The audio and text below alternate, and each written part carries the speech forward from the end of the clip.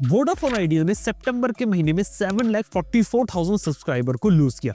उसके कंपैरिजन में जियो ने 3.2 मिलियन यानी कि 32 लाख सब्सक्राइबर ऐड करे। बीएसएनएल ने 5,24,000 सब्सक्राइबर ऐड करे।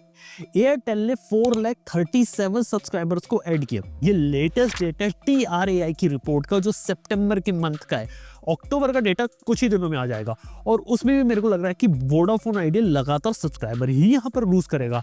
लेकिन क्या वोडाफोन आइडिया यहाँ पे सब्सक्राइबर लूज करते करते बिल्कुल खत्म नहीं हो जाएगा, या फिर फ्यूचर क्या है वोडाफोन आइडिया का? चलिए पता लगाते। सबसे पहले कुछ अच्छी बात है वोडाफोन आइडिया के साथ। सबसे पहले ऑलरेडी 5G के बारे में इन्होंने अनाउंस कर दिया, उसको रोल आउट करना शुरू कर दिया है। दिल्ली NCR में ऑलरेडी 5G को ये लोग डिप्लॉय कर रहे हैं। इसके साथ ही पटना, मुंबई, चंडीगढ़ में भी 5G लॉन्च हो रहा है, यानी कि चीजें काफी ज्यादा सही जा रही है। इसके साथ ही यहाँ पे वोडाफोन आइडिया ने OTT एप्स के साथ सब्सक्रिप्शन सर्विसेज, कुछ गेमिंग पार्टनरशिप्स भी करी है। इसके साथ मोबाइल प्लान्स भी इनके काफी सही है और ओवरऑल कंपेटिटिव बंडल दे रहे हैं टेलीकम्युनिकेशन मार्केट में। और हाँ, AST स्पेस के साथ पार्टनरशिप कर रहे ताकि अपनी कनेक्टिविटी को रूरल और रिमोट विलेजेस तक बचाया जा सके।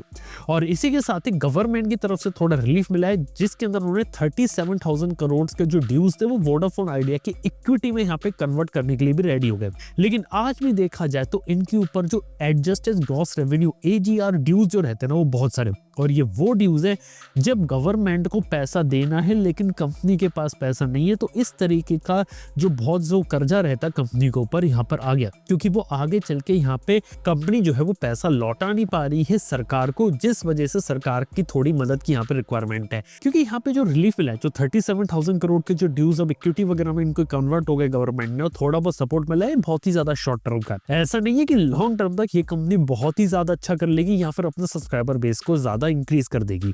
लेकिन देखा जाए तो मेरे को लग रहा है कि आने वाले 2026 में एक छोटा सा मौका वोडाफोन आइडिया के साथ हो सकता है। सबसे पहली चीज, वोडाफोन आइडिया बिल्कुल ही खत्म नहीं हुई है और ना ही बिल्कुल ही बंद हो गई है।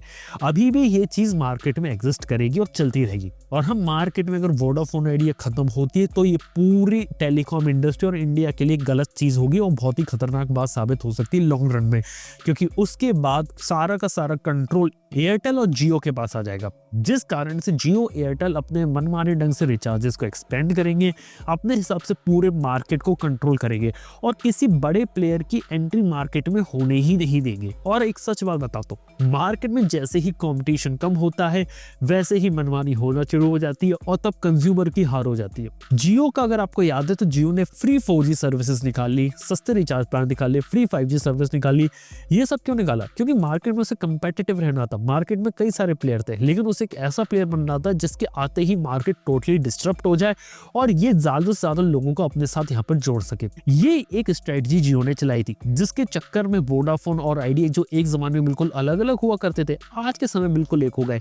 लेकिन आज भी वो इतने बड़े नहीं हो पा रहे हैं कुल दोनों मिला के कि यहाँ पे डायरेक्टली एयरटेल से या फिर जियो के साथ यहाँ पे compete कर सके।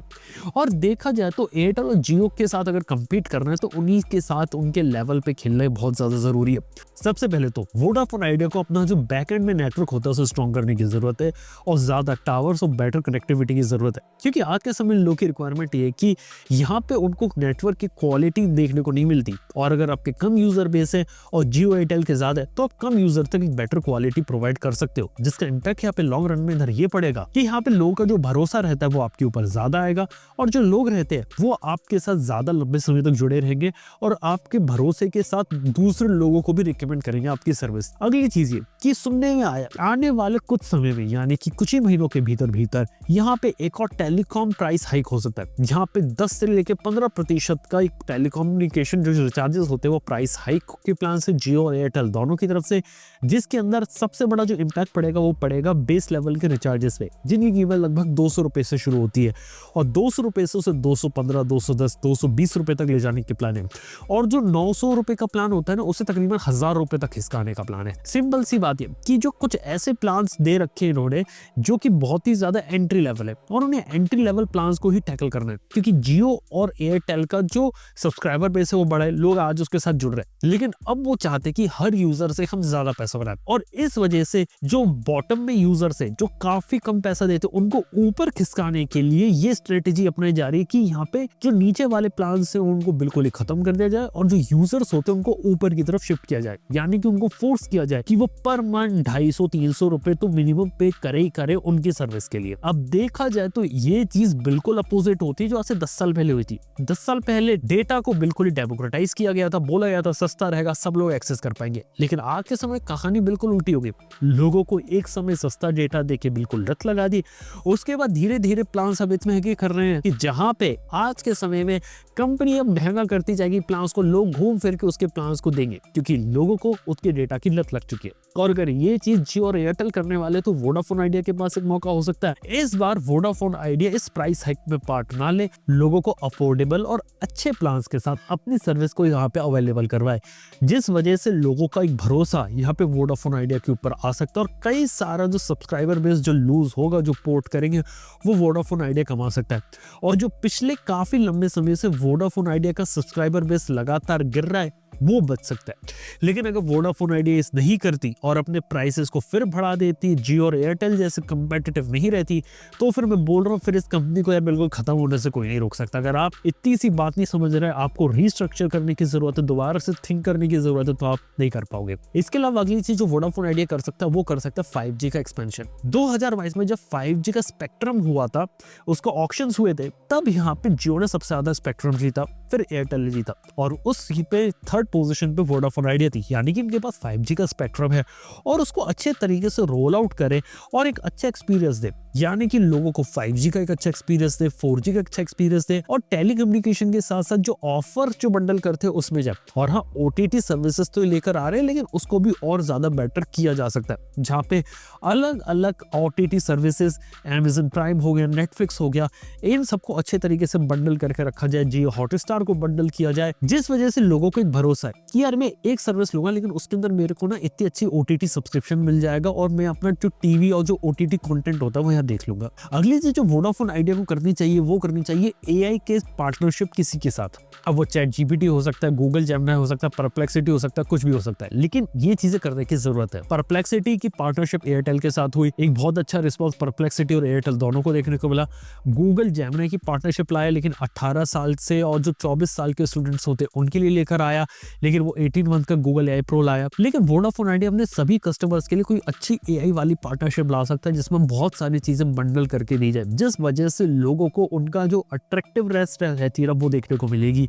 ये भी एक चीज वोडाफोन आइडिया कर सकता है। इसके साथ ही क्लाउड कंप्यूटिंग, AI वाली चीजों को भी ऊपर फोकस किया जा सकता है और एंटरप्राइज सेगमेंट रहता है ना, वहां पर भी फोकस किया जा सकता है। इसके साथ ही वोडाफोन आइडिया एक और जगह काफी अच्छा काम कर सकता है, वो कर सकता है एयर फाइबर को डिप्लॉय करने में बहुत अच्छे तरीके से और लोगों को फाइबर और एयर फाइबर दोनों को एक अच्छा कंसिस्टेंट कनेक्शन प्रोवाइड करने में, क्योंकि आज भी जियो एयरटेल दोनों एग्जिस्ट करते हैं, लेकिन कहीं ना कहीं सर्विस की बीच में थोड़ा मात खा जाते हैं। लेकिन वोडाफोन आइडिया धीरे धीरे मार्केट को कैप्चर कर सकता है और वहां पे एग्रेसिवनेस दिखा के उस मार्केट को भी थोड़ा कैप्चर कर सकता है। ये एक चीज वोडाफोन आइडिया के साथ काफी अच्छी है। इसके साथ वोडाफोन आइडिया को ना अपने ना पूरी ब्रांडिंग को दोबारा से रिवर्क करने की जरूरत है। अपने आप को ऐसा मत दिखाओ कि आप कमजोर हो, आपको ये दिखाने की जरूरत है कि हम हेड टू हेड काम कर रहे हैं और हेड टू हेड कंपीट कर रहे हैं।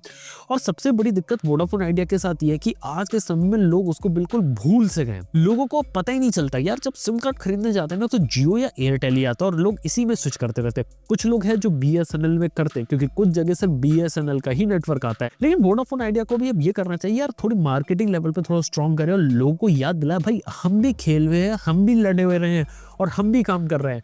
जियो कुछ नया करता है, एयरटेल करता है, उसकी खबर तो सब तक पहुंच जाती है। वोडाफोन आइडिया क्या करता है, खबर ढूंढना ही बहुत मुश्किल हो जाता है। ये सबसे बड़ी चीज है। इसके साथ ही मेरे को लगता है कि अगर वो सही तरीके से काम करे, कंज्यूमर के फेवर में काम करेंगे तो कंज्यूमर उन्हें सपोर्ट करेगा और ये चीज वोडाफोन आइडिया को बचा सकती है। लेकिन अगर वो कंज्यूमर के बेनिफिट में काम नहीं करेंगे, वो सोचेंगे कि हम ज्यादा से ज्यादा पैसा बना ले, सरकार हमारी मदद कर दे, हम सरकार से कुछ ग्रांट ले लें, कहीं से उधर से मदद मिलके अगर मेरी कंपनी चला लो, इस तरीके से अगर सोचोगे तो मेरी नजर में फिर ये कि यार आपकी कंपनी मार्केट से एग्जिट भी कर सकती है। लेकिन ये मैं चाहूंगा नहीं, मैं चाहूंगा कि कंज्यूमर के हिसाब से सोचो, क्योंकि कंज्यूमर के हिसाब से अगर आप सोचोगे और उसके बाद कंज्यूमर का अगर आपको सपोर्ट देखने को लगा, फिर आपकी जो डूबती नाव है ना वो बच सकती है और आगे चल के आप बहुत अच्छा कर सकते हो। यही एक मैसेज रहेगा वोडाफोन आइडिया के लिए। और आज भी मैं कहूंगा कि वोडाफोन आइडिया को छोटी छोटी चीजें और कोर कंज्यूमर्स को क्या क्या चाहिए वहां तक उसे पहुंचाने की जरूरत है। यहाँ पे फीचर फोन, स्मार्टफोन के साथ पार्टनरशिप की जा सकती है। यहाँ पे जो आपके अफोर्डेबल 5G फोन्स आते हैं उसके साथ पार्टनरशिप करके उसको अफोर्डेबल रेट में एक्सक्लूसिव बना के बेचा जा सकता है। ऐसी बहुत सारी छोटी छोटी चीजें की जा सकती है। यहाँ पे टीवी सेट टॉप बॉक्स, जैसे जियो का टीवी बॉक्स, एयरटेल एक्सट्रीम आता है, वैसा कुछ यहाँ पे किया जा सकता है। और जैसे बाकी कंपनीज कर रही है वही चीजें करो, लेकिन आप अच्छे और अफोर्डेबल रेट में अगर प्रोवाइड करो तो शायद लोगों को आपके ऊपर भरोसा आएगा और आपको लोग यहाँ पे और ज्यादा प्रेफर कर सकते हैं। और सबसे इंपॉर्टेंट चीज, अपनी क्वालिटी ऑफ सर्विस के ऊपर अच्छे तरीके से काम करो, क्योंकि उसके दम पे आप अपने एग्जिस्टिंग कस्टमर का भरोसा जीत सकते हो। और अगर आप एग्जिस्टिंग कस्टमर का भरोसा नहीं जीतोगे, उसके बाद वो भागते भागते BSNL, वोडाफोन आइडिया, जियो इनके पीछे जाते रहेंगे। तो यार ये एक चीज रहेगी इनके बारे में। देखते हैं वोडाफोन आइडिया का फ्यूचर क्या रहता है 2026 में। अभी तो बिल्कुल खत्म नहीं हुई है और खत्म होने से अभी थोड़ा दूर है, लेकिन फिर भी मेरे को लगता है कि 2026 एक डिफाइनिंग ईयर हो सकता है वोडाफोन आइडिया के लिए। वोडाफोन आइडिया अगर अच्छा काम करे 2026 में एक कमबैक हो सकता है, या फिर देखेंगे क्या हो रहा है वोडाफोन आइडिया के साथ। आप लोग क्या लगता है कि वोडाफोन आइडिया आने वाले समय बिल्कुल खत्म हो जाएगी, या फिर वो बची रहेगी, या फिर कंज्यूमर के हिसाब से सोचेगी? जो भी आपको ओपिनियन है नीचे कमेंट बताएं। वीडियो अगर पसंद आया तो लाइक करें, और हाँ कुछ भी नया सीखा है तो चैनल को सब्सक्राइब करें। मैं आपसे मिलता हूँ नेक्स्ट वीडियो के अंदर। Good bye.